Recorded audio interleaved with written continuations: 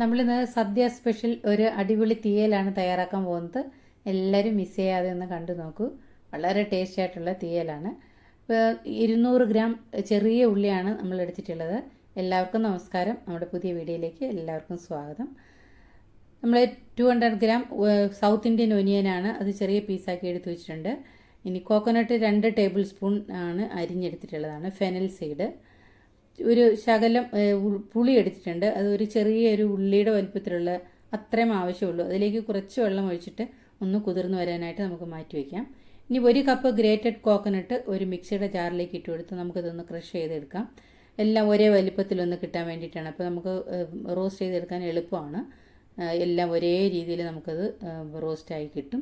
ഇപ്പം ഞാൻ 1 cup coconut എടുത്തിട്ടുള്ളൂ. 1.5 കപ്പ് എടുക്കേണ്ടവർക്ക് 1.5 കപ്പ് എടുക്കാം. തേങ്ങയ്ക്കൊക്കെ ഇപ്പോൾ വലിയ വിലയാണ്, അതുകൊണ്ട് ഞാനിപ്പോൾ 1 കപ്പ് മാത്രമേ എടുക്കുന്നുള്ളൂ. അപ്പോൾ നന്നായിട്ട് അതൊന്ന് റോസ്റ്റ് ചെയ്ത് എടുക്കണം.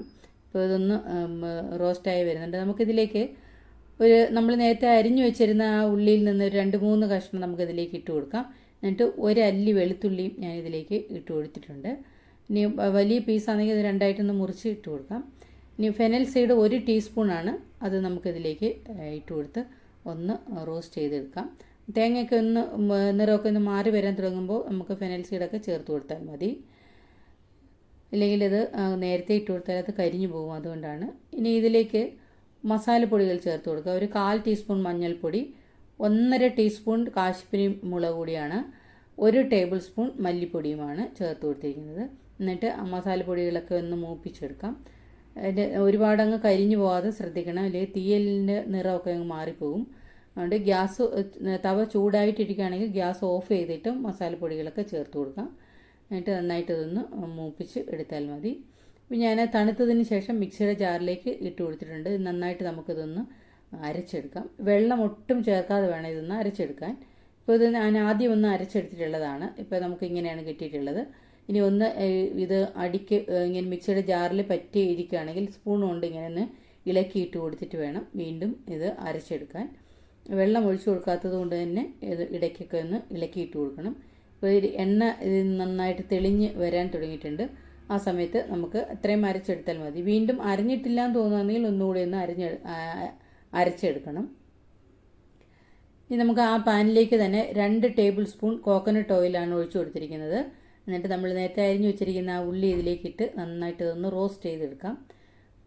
റോസ്റ്റ് ചെയ്ത് നമ്മൾ ഉള്ളി വഴറ്റിയെടുക്കുന്ന ആ രീതിയിലല്ല, നന്നായിട്ടിത് റോസ്റ്റായിട്ട് അതിൻ്റെ നിറമൊക്കെ നന്നായിട്ടൊന്ന് മാറി വരണം. അത്രയും വരെ നമുക്കതൊന്ന് ഇളക്കി കൊടുക്കണം. ഇപ്പോൾ ഈ ഉള്ളി തീയലൊക്കെ നമ്മൾ ഉണ്ടാക്കുമ്പോൾ ഓണത്തിന് തയ്യാറാക്കുകയാണെങ്കിൽ തലേ ദിവസം തന്നെ ഉണ്ടാക്കി വെക്കണം. ഉത്രാടത്തിൻ്റെ അന്ന് തന്നെ ഉണ്ടാക്കി വെക്കണം. അപ്പോൾ ഉള്ളിയൊക്കെ വഴറ്റിയെടുക്കാനും തേങ്ങ വറുത്തെടുക്കാനൊക്കെ കുറച്ച് ജോലിയാണ്.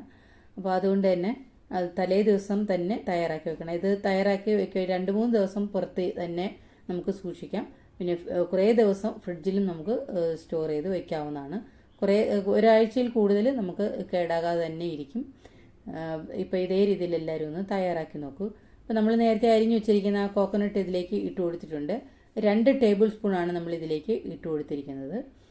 എന്നിട്ട് നന്നായിട്ട് ഇതൊന്ന് ഇളക്കി വെക്കാം. തീയലൊക്കെ കഴിക്കുമ്പോൾ ഇടയ്ക്കൊക്കെ ഒന്ന് തേങ്ങയൊക്കെ കടിക്കാൻ കിട്ടുമ്പോൾ നല്ല ടേസ്റ്റാണ്. ഇങ്ങനെ തയ്യാറാക്കിയിട്ടില്ലാത്തവരെല്ലാം ഇങ്ങനെയൊന്ന് തയ്യാറാക്കി നോക്കൂ. ഇപ്പോൾ ഉള്ളിയുടെ നിറമൊക്കെ നന്നായിട്ട് മാറി വന്നിട്ടുണ്ട്. ഇതേ രീതിയിൽ ഇത് മൂപ്പിച്ചെടുക്കണം. അതിന് ശേഷം നമുക്ക് ഇതിലേക്ക് നമ്മൾ നേരത്തെ അരച്ചു വെച്ചിരുന്ന അരപ്പ് ഇതിലേക്ക് ചേർത്ത് കൊടുക്കാം. എന്നിട്ട് നന്നായിട്ട് ഇതൊന്ന് ഇളക്കി കൊടുക്കണം. ഇപ്പം ഞാൻ ഗ്യാസ് ഓഫ് ചെയ്ത് കൊടുത്തിട്ടാണ് ഞാനിപ്പോൾ ഇതിലേക്ക് അരപ്പൊക്കെ ചേർത്ത് കൊടുക്കുന്നത്. ഈ പാൻ ഇപ്പോൾ നന്നായിട്ട് ചൂടായിട്ടാണ് ഇരിക്കുന്നത്. അതുകൊണ്ട് അല്ലെങ്കിൽ ഉള്ളി കുറച്ചുകൂടി അങ്ങ് കരിഞ്ഞു പോകും. അതുകൊണ്ട് ഗ്യാസ് അങ്ങ് ഓഫ് ചെയ്ത് കൊടുത്തിട്ടുണ്ട്. ഈ മസാലകളൊക്കെ ചേർത്തതിന് ശേഷം അരപ്പ് ചേർത്ത് നന്നായിട്ട് നമുക്ക് മിക്സ് ചെയ്ത് കൊടുക്കാം. എന്നിട്ട് നമ്മൾ നേരത്തെ എടുത്തു വെച്ചിരുന്ന പുളി വെള്ളമുണ്ടല്ലോ, ആ പുളി പിഴിഞ്ഞിട്ട് ആ ലിക്വിഡായിട്ടുള്ള പുളി ഇതിൻ്റെ 1 ടേബിൾ സ്പൂൺ മാത്രം നമുക്ക് ഒഴിച്ചു കൊടുത്താൽ മതി. ആവശ്യമുണ്ടെന്ന് തോന്നുകയാണെങ്കിൽ മാത്രം വീണ്ടും ചേർത്ത് കൊടുക്കാൻ പാടുള്ളൂ. ഇല്ലെങ്കിൽ പുളിയുടെ ടേസ്റ്റ് ആയിരിക്കും മുമ്പിൽ നിൽക്കുന്നത്. അതുകൊണ്ട് 1 ടേബിൾ സ്പൂൺ പുളി മാത്രം ഇതിലേക്ക് ചേർത്ത് കൊടുക്കുന്നുള്ളൂ. എന്നിട്ട് നന്നായിട്ട് ഇതൊന്ന് മിക്സ് ചെയ്ത് കൊടുക്കാം. മിക്സിയുടെ ജാറിലേക്ക് കുറച്ച് വെള്ളം ഒഴിച്ചിട്ട് നമുക്കതും ഇതിലേക്ക് ഒഴിച്ചു കൊടുത്ത് ഒന്ന് ഇളക്കി കൊടുക്കാം.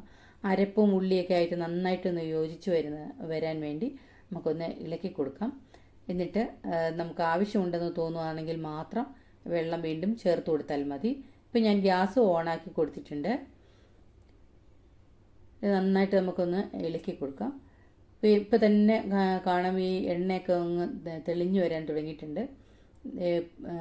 ഇതേ രീതിയിൽ തീയൽ തയ്യാറാകാൻ വളരെ ടേസ്റ്റിയാണ്, നല്ല മണമാണ്.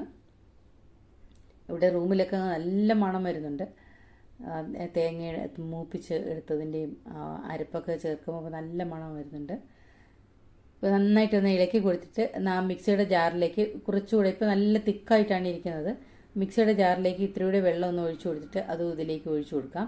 എന്നിട്ട് നമുക്കൊന്ന് ഇതൊന്ന് അടച്ചു വെച്ചിട്ട് നമുക്ക് ഒരു 1.5 മിനിറ്റ് വരെ നമുക്കൊന്ന് വെയിറ്റ് ചെയ്യാം. ഒരു 2 മിനിറ്റിൻ്റെ ഒന്നും ആവശ്യമില്ല, കുറച്ച് വെള്ളം മാത്രമേ നമ്മൾ ഒഴിച്ചു കൊടുത്തിട്ടുള്ളൂ. ഇപ്പം എണ്ണയൊക്കെ നന്നായിട്ട് തെളിഞ്ഞ് വരാൻ തുടങ്ങിയിട്ടുണ്ട്. നമുക്കിനി ഇത് അടച്ചു വെച്ചിട്ട് ഒന്ന് വെയിറ്റ് ചെയ്യാം. ഇപ്പം ഞാനിത് അടച്ചു വെച്ചിട്ടുണ്ട്. നമുക്ക് ഒരു 1.5 മിനിറ്റ് ആയിട്ടുണ്ട്. നമുക്കൊന്ന് തുറന്നു നോക്കാം. ഇപ്പോൾ തീയിലൊക്കെ നല്ലതായിട്ട് എണ്ണയൊക്കെ തെളിഞ്ഞ് നല്ല റെഡിയായി വന്നിട്ടുണ്ട്. ഇനി നമുക്ക് ഇതിലേക്ക് ചേർത്ത് കൊടുക്കേണ്ട 1 ടീസ്പൂൺ ശർക്കരയാണ് ഞാൻ ചേർത്ത് കൊടുത്തത്. നല്ല ടേസ്റ്റാണ്.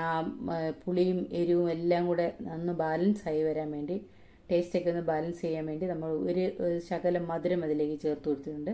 അപ്പോൾ എണ്ണയൊക്കെ തെളിഞ്ഞ് നല്ല അടിപൊളി തീയൽ നമുക്ക് കിട്ടിയിട്ടുണ്ട്. എല്ലാവരും ഇതേ രീതിയിൽ തയ്യാറാക്കി നോക്കൂ. വളരെ ടേസ്റ്റി ആയിട്ടുള്ള തീയൽ നമുക്ക് തയ്യാറാക്കാം. അപ്പോൾ ഇത്രയേ ഉള്ളൂ. അടുത്തൊരു നല്ലൊരു ഡിഷായിട്ട് നമുക്ക് വീണ്ടും കാണാം.